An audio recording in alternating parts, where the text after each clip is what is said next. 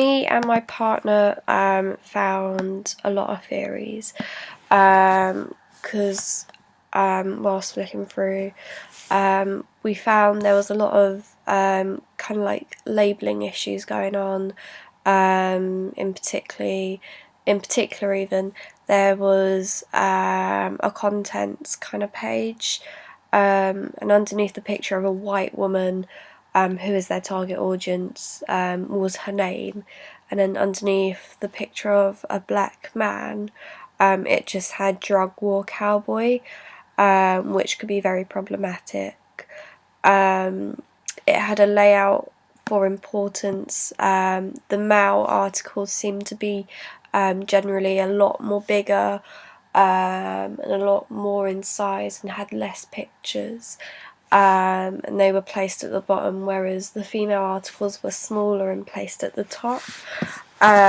So yeah, that suggested power.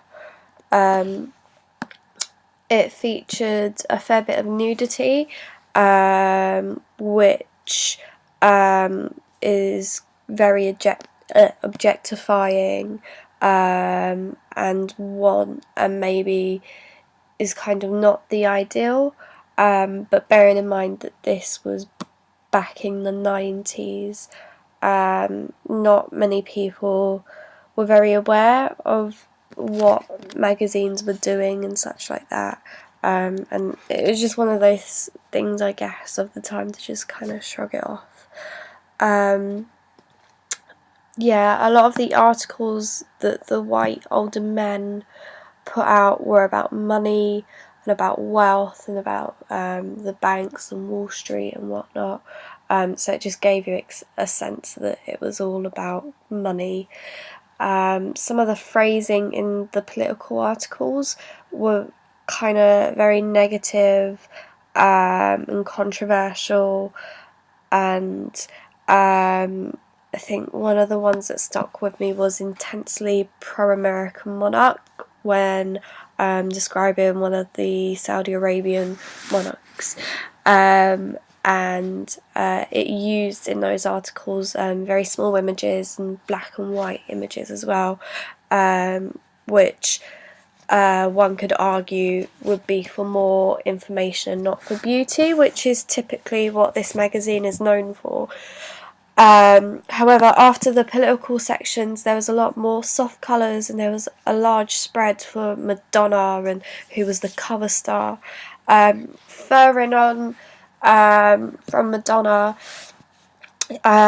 in her article, or the article written about her, instead of using quite negative language and sort of kind of political and controversial language, it seemed to revert and use quite childish language, which would suggest that she's very immature and defenceless, and it didn't explain or develop her story very well, but it took up 8 pages, so yeah, it's overall we found that the magazine was, or our hypothesis was, we reckon that based on what we found, the magazine was more in favour of white people, and whilst it is a magazine targeted at women, it seemed to place the importance of men very, very highly, sometimes even above themselves.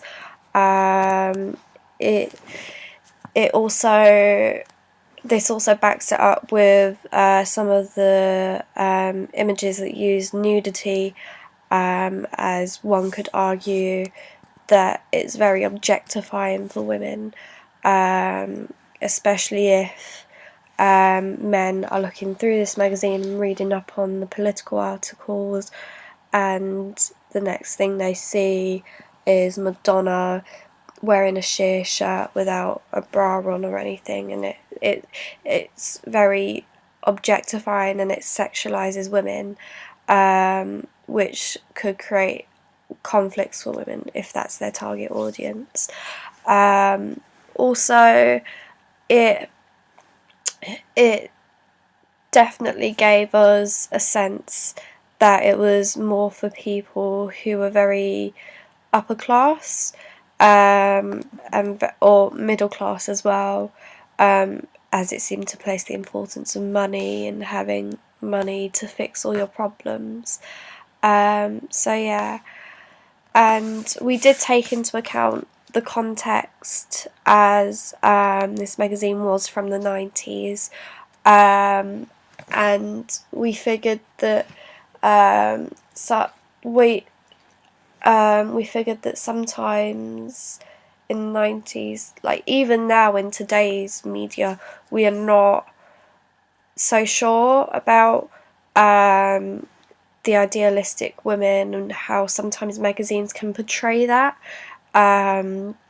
We're very much more aware of it now, but I think back in the 90s it wasn't so much of a big issue.